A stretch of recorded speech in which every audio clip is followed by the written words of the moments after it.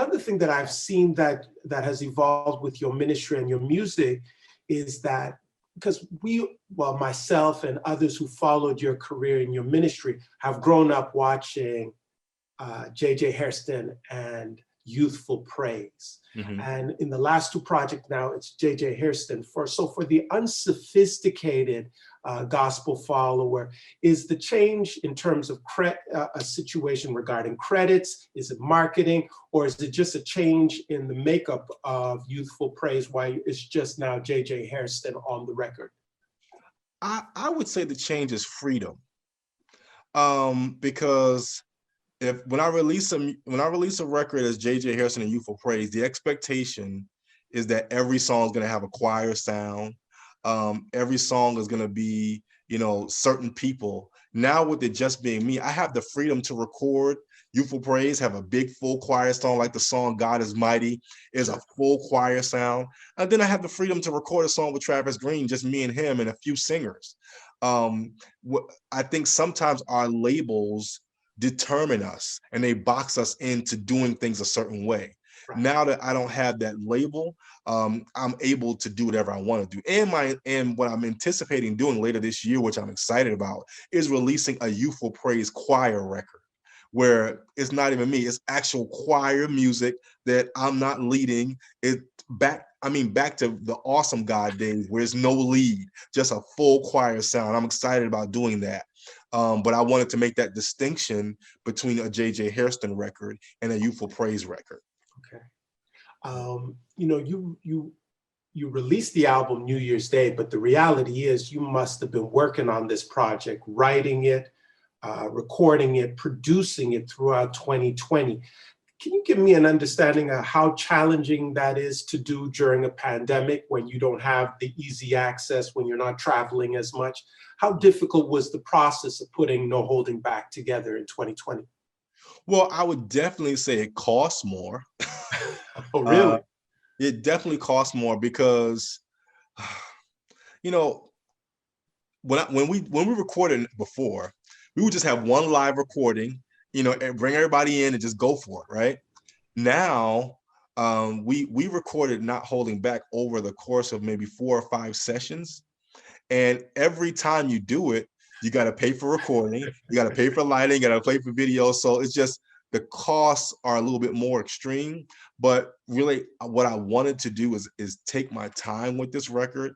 And if you listen to it, every song feels intentional.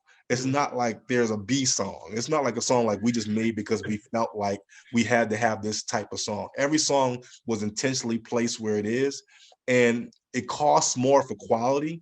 And from the response we've gotten so far, I can tell people appreciate the intentionality we put into this record. So I don't regret it, but it did cost more. And then safety was a concern, because, normally I would have 30, 40 voices if I felt like it.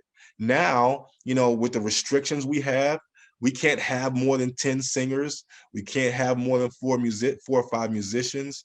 Can't really fly a lot of people in because travel is so restricted. So we had to use singers here and then have certain production sessions in other cities. So with all that being said, we had to be very intentional about the production of it, but I'm excited about the fact that the production wound up giving us what we were looking for. That's awesome. The last album, with songs like Miracle Worker and Excess Love, it had such an international flavor because it was recorded both in America and in Nigeria. This album, how would you describe the flavor of No Holding Back? I would say you're right. The Miracle Worker was intentionally international. I wanted to engage people from other cultures because so many other cultures had embraced our music. But what I wanted to do with Not Holding Back is give everyone what they need to worship and have an experience with God. So for those who love CCM music, we recorded with Maverick City Music to give them a true CCM sound. For those who love traditional church music, we recorded a shout song that's 14 minutes long, that you're gonna live. For those who like, kind of urban contemporary, but not too far, we recorded the song with Travis Green. For those who wanted the traditional youthful praise sound, we did All the Glory. We intentionally gave you everything you would need from us to have an experience with God. So that's why I say when I characterize this record, I call it 12 experiences. It's not just 12 songs.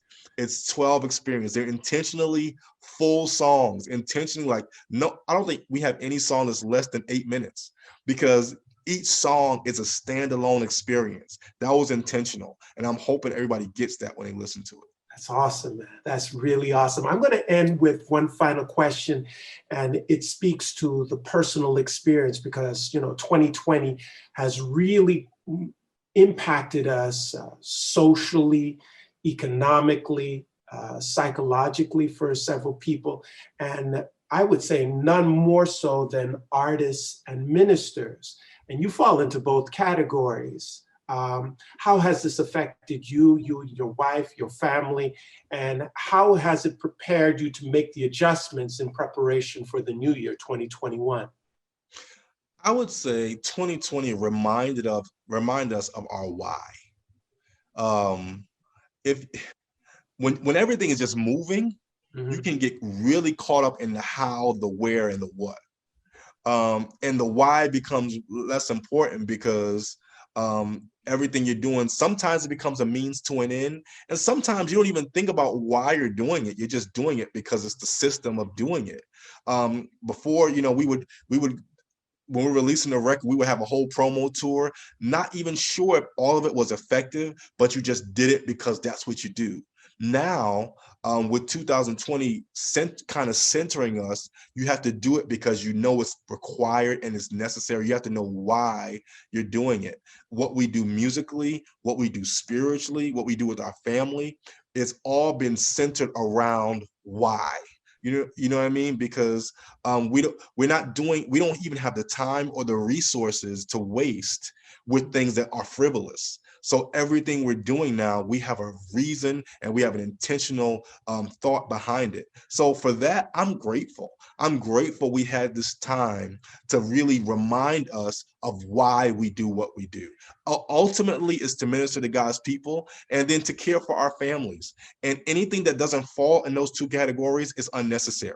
And I'm thankful that we had a season to remind us of that.